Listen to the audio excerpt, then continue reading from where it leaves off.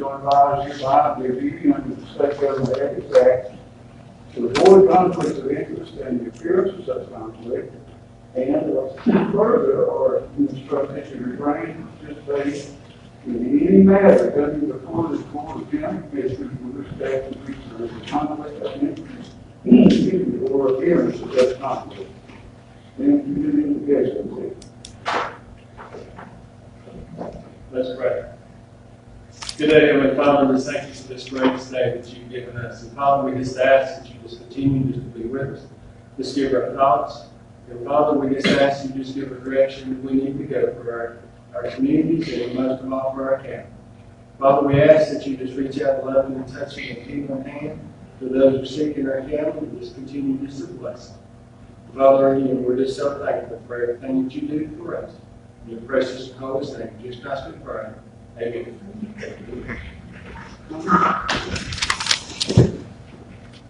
I pledge allegiance to the flag of the United States of America and to the republic for which it stands, one nation, under God, indivisible, with liberty and justice for all.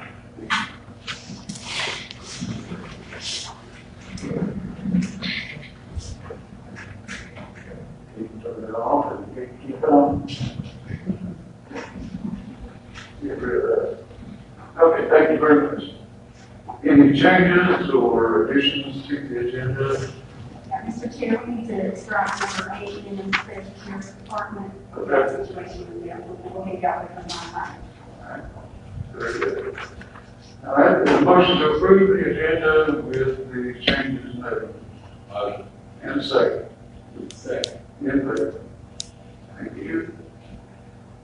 Moving to number 5, we have minutes from October 6th, October 8th, October 23rd, workshop and regular on October 20, and emergency meetings of November 4 and November 9. Any questions, comments about any of the minutes? Not motion to approve. Second. Second in favor. All right, item number 6, Mr. Cody. Okay, thank you all for letting me have this opportunity. I just wanted to go over some things that I kind of like to see in the future for the county, to be able to understand exactly what's going on within our departments. Fellow came and asked me the other day, he said, do you really know what's actually going on with each department? Or who works in that department?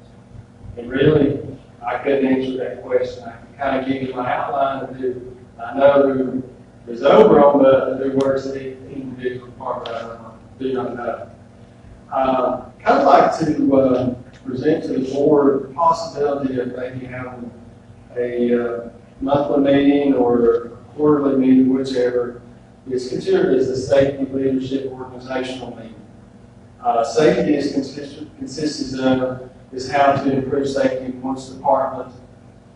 Other issues would be related to safety, how to improve one's health, giving checkoff sheets that would help cover for a month and what individuals can do to help improve their safety, also their health in general. What can we do to help people that's involved in, say, they want to quit smoking, want to lose weight? Other issues to be able to help people understand the need that being healthy is actually good for them. Actually, a comment from a doctor the other day was the healthier you are, the less you're going to contract the COVID. And the movie is going to be a new movement out there. They've got new T-shirts out that says "Leave," which means you don't get high in and get moving around. A lot of times people spend 8 hours a day, if not longer, in office, sick. They do not understand what that does to the lower extremities. Also can actually cause congestive heart failure over many years. And movement means get up and walk around, go to other departments, see if you can be helped, do things. Being able to move around will help the person in the long run. Leadership. is basically what's been planned for the future. What has these departments put in place to be able to plan for the next 5 years? Where they see this department going to be? What can it actually accomplish within that time period? The improvements, process improvements. What monies can be saved? What monies or funds can be allocated for different major projects? Organization. Issues with staff. Others such as staffing need. What is needed for the future? What type of work is required for that staff member to accomplish? Comment. Meeting the other day was about one department. A particular staff member was vacated. They moved another staff member in that place. For many times at the meeting, it was discussed that they didn't really need that person, but when they were there part of the time, wasn't there part of the time. And all of a sudden, it's an issue. We can't get things done because this other person's out filling in this place. I didn't understand that comment. I couldn't understand what the motive was with complaining the person. So we basically didn't allow them, but when the person left, then it was an issue. But kind of like to see maybe one or two departments do a presentation, come together and do a presentation on just not just a commissioner night, but just a night where they can take and describe what's going on. This will be involving all departments, not just one. All department heads needs to be present. That way they can actually be involved in the presentation. Then the board members can ask questions. We can take and be able to be understanding and know what's happening within the county itself. As elected officials, that has the taxpayers of this county and the ones that have elected us to these positions needs to know that when we're asked a question, we need to be available and ready to answer and have the information to be answered. My understanding is there's probably 180 employees in the county. I have no idea about everything 180 are. What do we do for those employees? What benefits do we give to them? Do we compensate? Do we take and reward them for their time that they're here? Do we recognize when they have achieved a certain goal? In other words, if they have 5 years of service, etc. Things like that, motivates your people to do more, to do better work.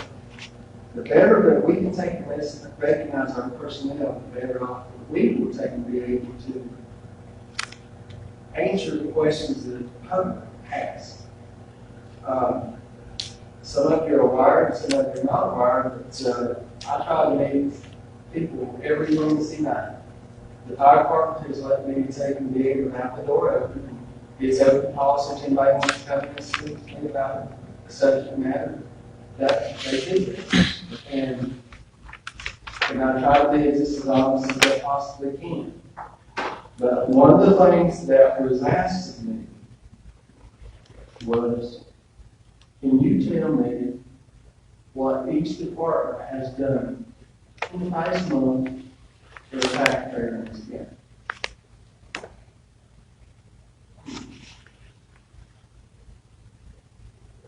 Do you stand by money? Can you tell me what that money went to? Is it better than me, my neighbor, my community, my county? I understand that we have people in different positions. And he said, basically, I really don't know who they are. He said, I can go to the website, I'll pull it up, it gives names, but who are these people? And he said, reading the newspaper gives very vague information on who these people really are. They just mention the name, but they didn't give them a title. They didn't say who they are. They're related to them. But one of the things is, we owe this to our taxpayers to give them the correct information. Give them information and be honest about it. We need to know that our departments are growing.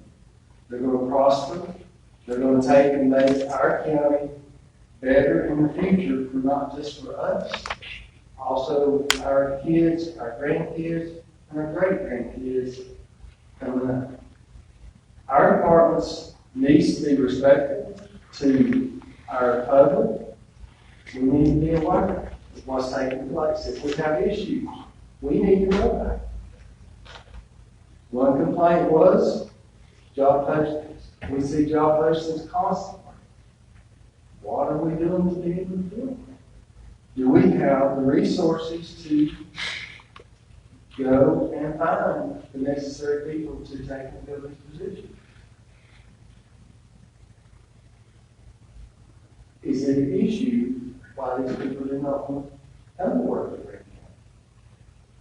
Are there problems? Are there problems in the past? I couldn't answer those questions. Some of the questions are good, some of the questions are good. So basically, turned around and he asked me the question: do you know the departments? Do you know how they run? Do you know how they're structured? Do you have a contingency plan in place in case something happens to one of those departments? Do you have a system put in place where something happens? Are they shoes to fill? So that's some of the questions that I had, that I wanted to bring up to y'all, is because of some of the things that's been asked. And basically, we have, and it's called the SLO meeting, which is Safety Leadership Organization. We have that monthly. Be able to have each department that come in, multiple departments, and give a presentation on how they're doing. And that's kind of like what I'd like to see from my standpoint. That, I'm just one commissioner, and I just wanted to take the view my point of view on that. And if y'all have any questions, I'm open to try to answer those questions as much as possible. Thank you, man. Y'all want to please. We have a We have safety. our safety committee, we meet every month. We also do our current manager meeting, for the most part every night. COVID really messes us up, we're right on track with that. Actually, we'll be having, next department meeting on Thursday. The commissioner is more than welcome to attend, we'll be doing Thursday. And each department manager meeting, each department will take time, each department manager to report out on their, what their processes are, what is going on within the department. Last year we spent their part of the year in leadership seminar with,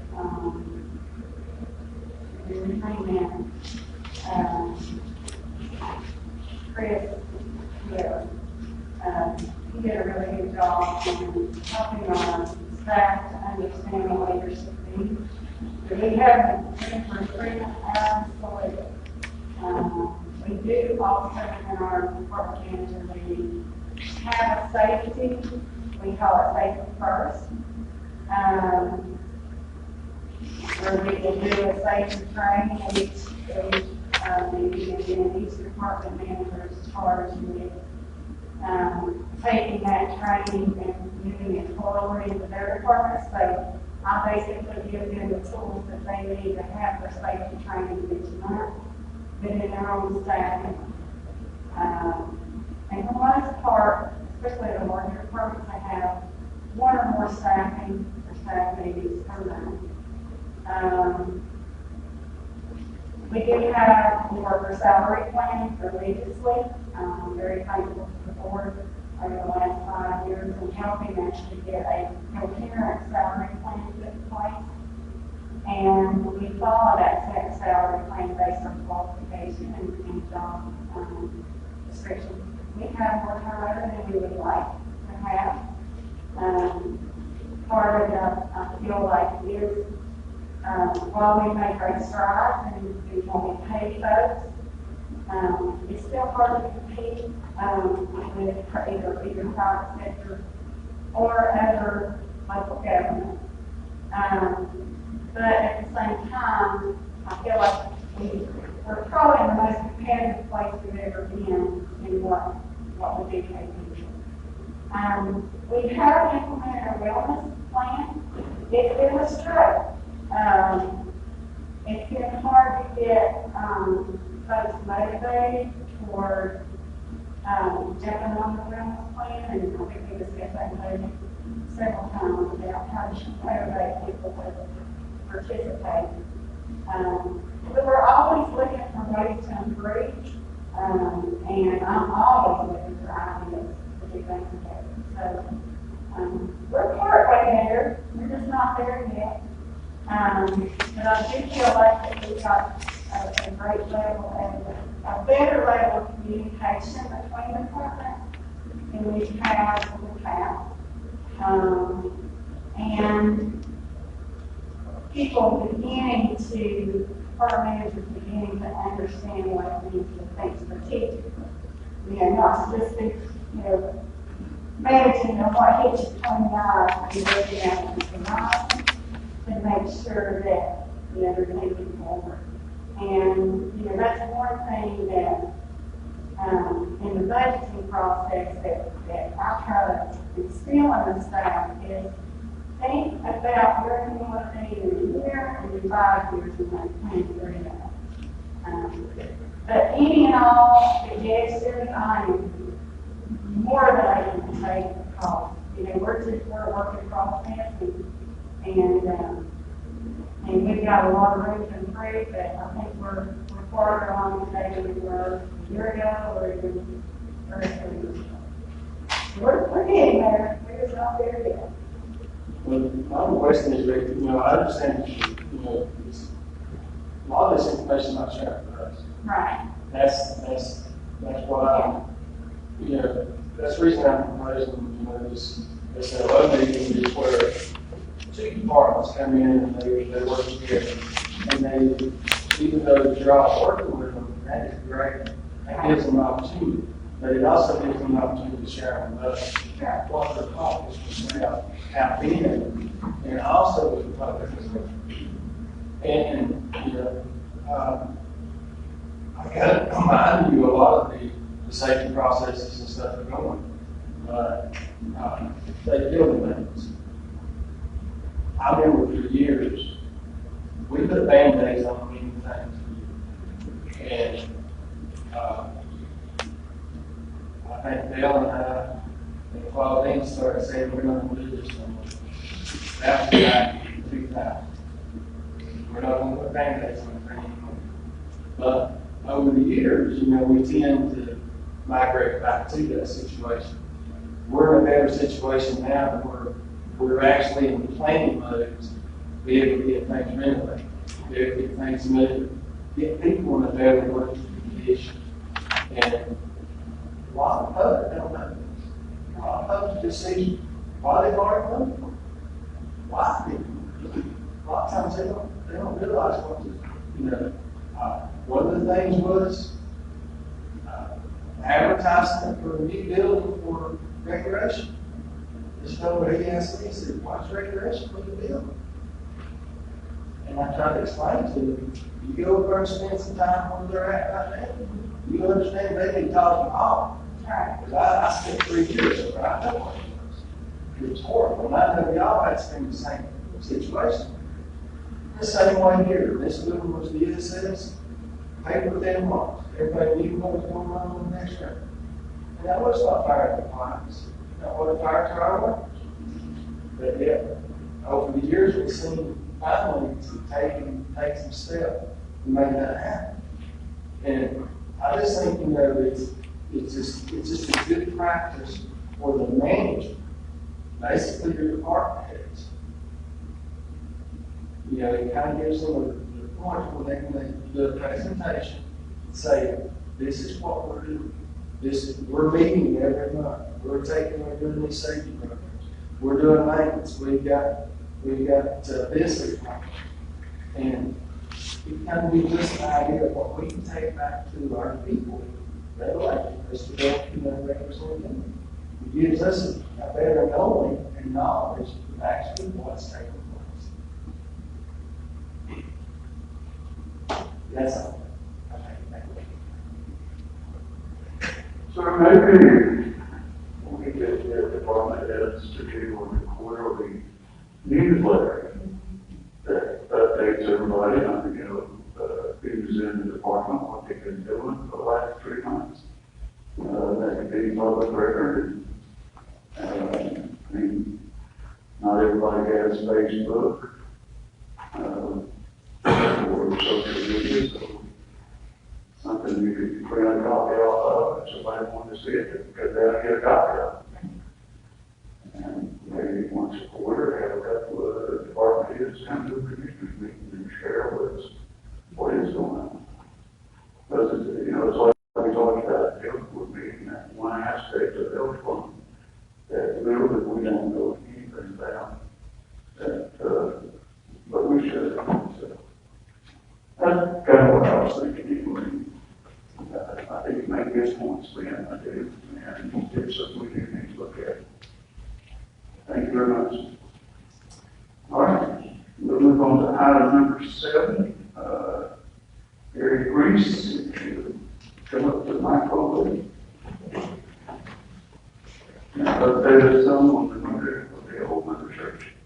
Yeah, thank you again for the opportunity to share with you. And Pastor Teddy Stevens of the Old Mother Church Teddy Silver was supposed to be here, but he was unable to be here.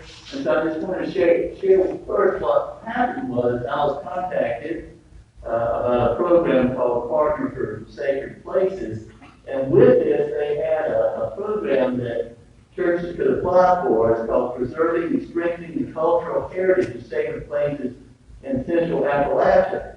And I was excited because the Old Mother Church was just perfect for this program. And when I went and talked to Pastor Teddy, I talked to him in the past, and I guess all of us here know, and love the Old Mother Church. I sensed some frustration in that he knows there needs to be some work done, but in the past there was confusion over exactly who to talk to get permission to get the work done. And he doesn't want anybody to feel like the Old Mother Church and congregation there is trying to do anything to upset anybody.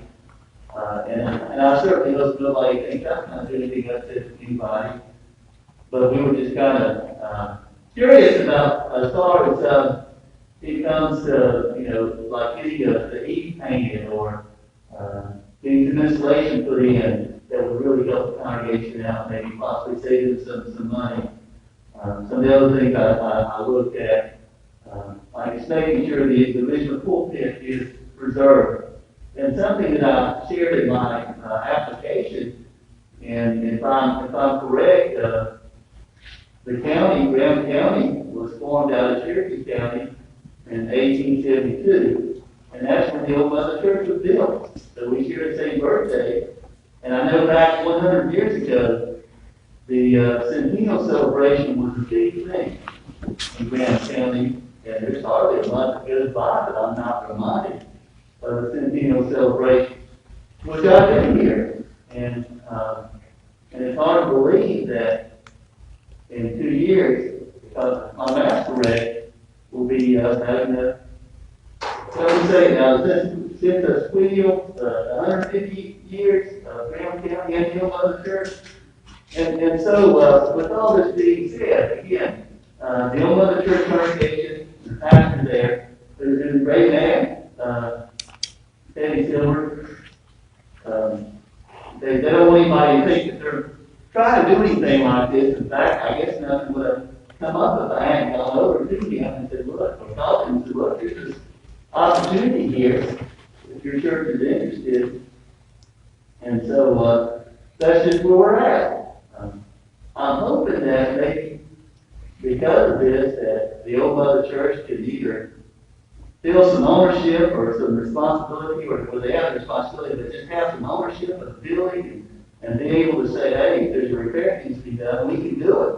and take care of it. And then maybe the community together can just see that the old mother church is, continues to be taken care of and preserved for the future. And I've got, I'll share with you some things like, I can answer some questions about the Partner for Sacred Places. A little bit about the history of the church, which you probably know more than me. But one thing I wanted to share with you, you may know that the church and the cemetery together, my understanding is that it was done back last March, April, that together they're eligible to be on the historic register. And that's something that they does as well. And I talked to the folks in Raleigh, and I didn't quite understand that the church itself would not be eligible, but the church and cemetery together is eligible for the National Historic Register. And I think in Graham County, our courthouse is the only, our courthouse and the graveside, I think, are the other two. Is that correct? I think the Gunter cabin over in Montana Village is on it. It's on the two good. So we got 3 sites possibly. Local Lodge. So we got a few sites, but it wouldn't hurt to have one more. I think maybe Snowbird Lodge is even on it. Yeah. Yeah, that would be good. Steer cabin, steer cabin.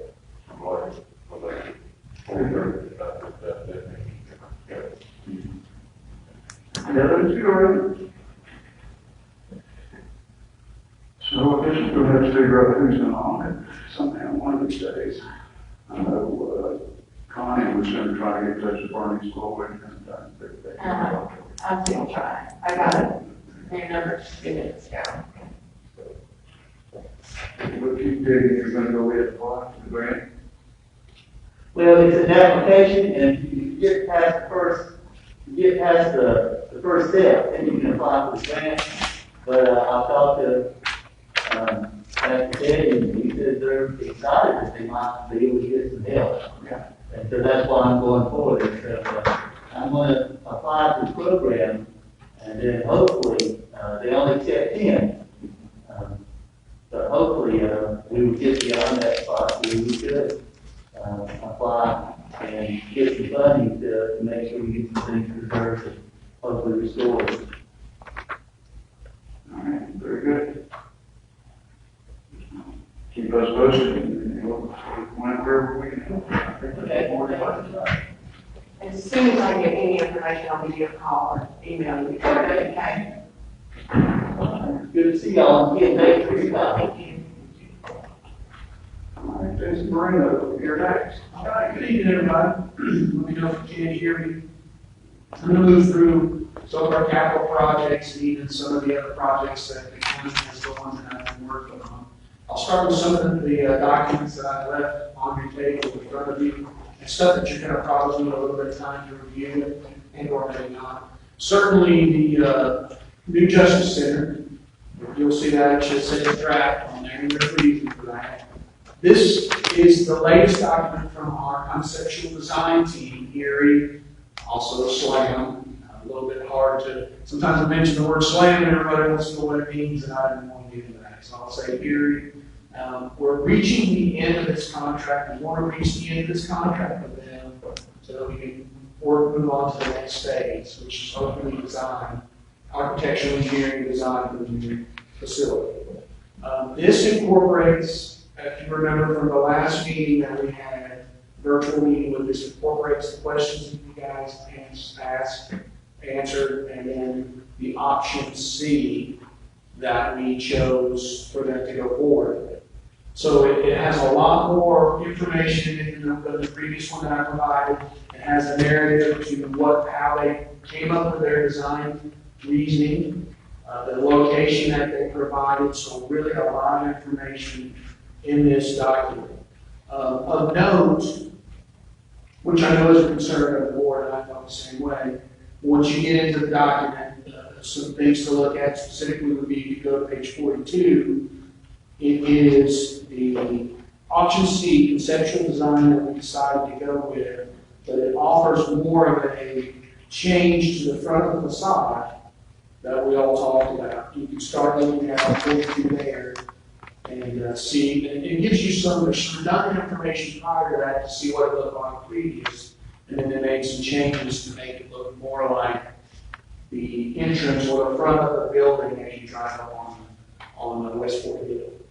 Again, these are just concepts. We'll get more of an architecture that the citizens of Grant County want, as through the commissioners, through the design and architecture and engineering portion, which would be the next phase. I felt like on page 44, you can see more of how they changed it to more of a front of the building as you drive up. It also explains a little bit as to why when you read the narrative towards the intro of the presentation, as to why they chose not to go further back into the lot. There's some good reasoning there for that. And then as James kind of please, as he provided some of the numbers, that's in here as well. Towards the back of the presentation gives you the high level cost estimate, which is what, after Becky and I had originally talked with this design firm, we felt like it would be important for us as a management team and the commissioners to have an idea so we could pass along the amount that they thought would come in, whether it's low or high. Keep in mind that we're trying to elaborate on COVID restrictions the best we can. It's just hard to know that. So we'll leave you with that. The ideal would be to take a look at it. We'd like to turn this draft into final and hopefully have one last meeting with hearing/slam, let them present you with a final report. We would accept it and then go from there, hopefully out to design and architectural engineering to design our new facility. And we'll work, that process will be working towards what, as Becky has said, we may have to cut square footage, move some things less than a parking lot, and maybe some things we'll have to work through. That would be in that process to try to get that level of funding down. That's what that will happen in the next phase of the construction project.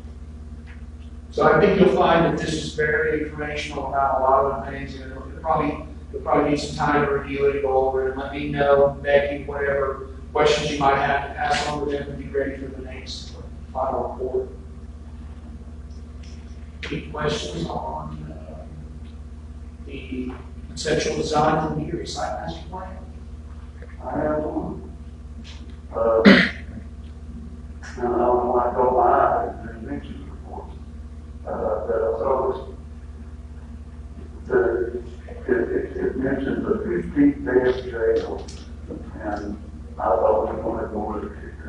It's actually 40, and I brought that up to them on the call. It's an error. It's actually supposed to be 30 male beds and 10 female. That's what it's slated at right now. So the design concept is based off a 40-bed jail. And it's also the 18 to 22 that we're talking about, also features in all those architecture and engineering fees as well, too. So it's supposed to cover the project in full. Now, is there an option to lessen the amount of beds to reduce the cost? Sure. I don't know that we want to do that in thinking for the future, but it's something to take into consideration. So there's a lot of things that we need to look at and do going forward once we get past the final review. So I don't know, I'll leave it up to you as what time you need to review, but the sooner the better so we can get their final report and their design concept finalized and they get it and move forward with it. We won't convene again until the organizational meeting on December 7th. Yeah, that's no business unless you want to call a special meeting after, you can call a special meeting after that. We just can't do anything in the organizational meeting except for the matter of law. But we can adjourn and go into a special if you so choose. You could meet post that. That's 2 weeks basically. Do we have an average incarceration number for Grant County right now? Average daily? I don't know right now. We're paying, the last time I talked with Chuck, he had, for 8 days, he had 12 to 15 in the jail, in our jail, in Stafford. And then we're paying, anywhere between 15 to 20 inmates, in other counties. I don't pull that number We again. have a total number, daily average. Yeah, I think that none of us get talked about beds, right there. yeah, we'll get that report for that special meeting. Michael, or if you come up with this number of average, it'd be more than 20 to 30, man. So we need to finish over December 7th. Well, first of all, I think they're for it, it's just Thanksgiving. What do you think? Yeah. I think we're already 240. Next Thursday, Thanksgiving, isn't Yes. it?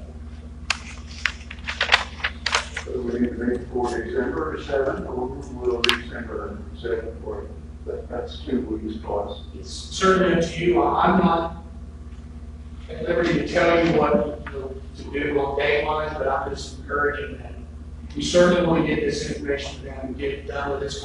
It's really moved longer than it really should. I've sort of stayed on them and pushing them because we wouldn't pass our contractual obligation with them on duration, over duration of contract, but it was affected by COVID. So I think I'm hearing Jason say that, yes, we do need to move this forward. I think so. I think so. So how many days do y'all want to review this? Want to review it?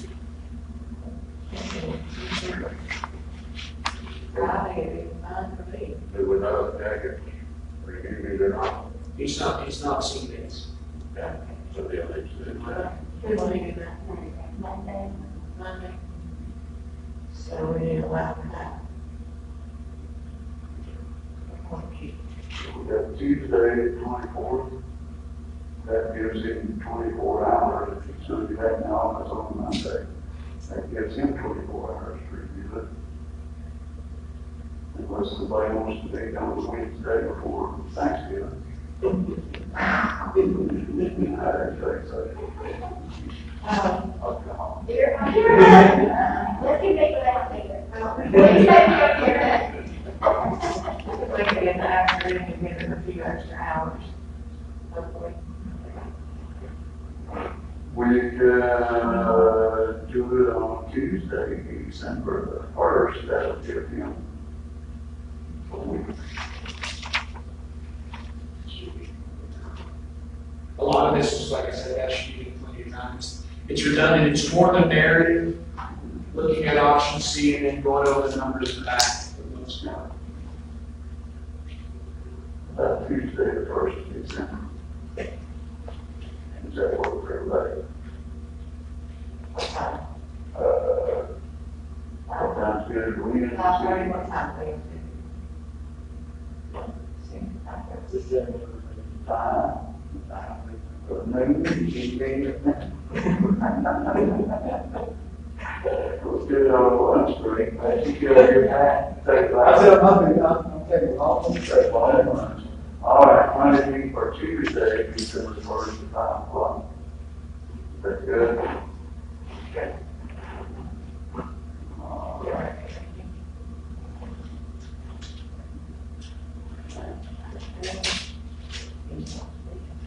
Okay.